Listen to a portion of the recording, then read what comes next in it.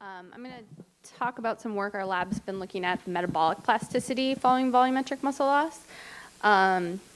Most of this work, the heavy lifting, was done by Michael Southern, a graduate student who's now got onto a postdoc, so thanking him, of course. So my talk's been well set up by a number of speakers today, so we'll kind of move through it a little bit fast. But volumetric muscle loss injury is an injury in which a critical portion of muscle is lost due to surgery or trauma. It is associated with persistent functional deficits and an irrecoverable loss of contractile strength and tissue.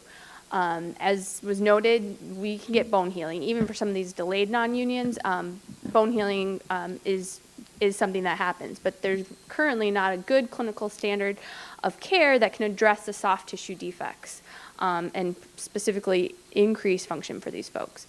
So clinically, we can look at this, chronically after injury. I don't know how this thing works, but that's fine.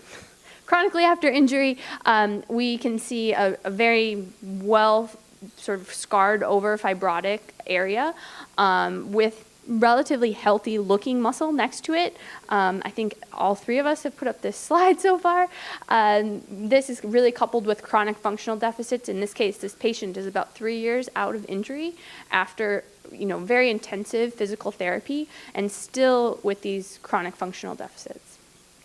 So kind of how our lab thinks about this, we kind of work backwards. We know the clinical outcomes, what these folks are having.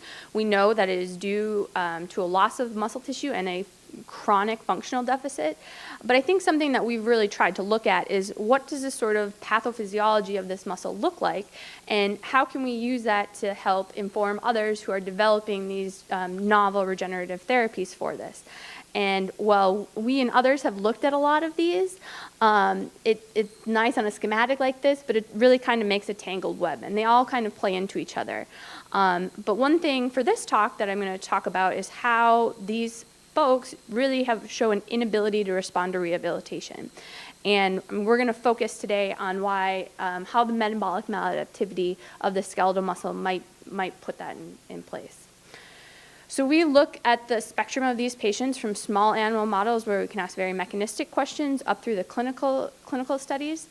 In the small animals, many folks have been using various types of rehab, be that voluntary running, forced running, passive range of motion, and collectively kind of a snapshot of what we and others have shown in this. You can get a modest improvement functionally with these types of rehabs in rodents. There's still a lot of work to be done on that. If we look at clinically what's happening, I think some of the best evidence of this is in patients giving additional time for rehab after a VML. Not only does disability continue, but it actually continues to deteriorate over time. So if you look at the y-axis on this, the final disability ratings in this case are in the squares. So these are patients who are given, between 1 year to 5 years extra time to rehabilitate and really showing decreased function. So what our group kind of came up with this question is to really look at the oxidative and contractile pathophysiology.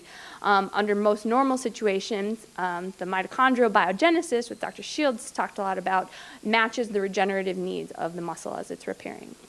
So using a mouse model, we previously have looked at the metabolic deficiency of muscle, chronically out to 4 months post-injury, and shown that we see a decrease in these VML-injured muscles. So we kind of went back, started on a new study to look at what's happening acutely. Is this something that, as everyone's been talking about timing, could we delay this or kind of change the environment in this case? So we looked at the early onset of metabolic dysfunction in the remaining muscles. So in this case, we're using a VML injury to the mouse, and we're looking at 3 and 7 days post-injury. And our measures in this case are whole muscle oxidative capacity, and we see deficits close to 60 and 80% in these animals following VML. Which was a little bit surprising. We went back into the literature to look at other non-VML related disorders that have a significant loss of muscle. So sarcopenia, denervation, chronic limb ischemia, cardiovascular disease, and sepsis, to see what we could maybe expect for this mitochondrial deficit versus what the mass deficit was. And in VML, we're seeing a really disproportionate loss of mitochondrial function that's not predicted by the mass that is lost, which isn't terribly surprising because the functional loss isn't necessarily a one-to-one ratio with the mass loss either. So we went on to look at if there was a network abnormality of this too. Again, using a mouse model in this case, the mitochondria are expressing GFP. We can look at structurally using 2-photon imaging what this mitochondrial network looks like. And we looked from the point of where the VML was out to the origin of the muscle.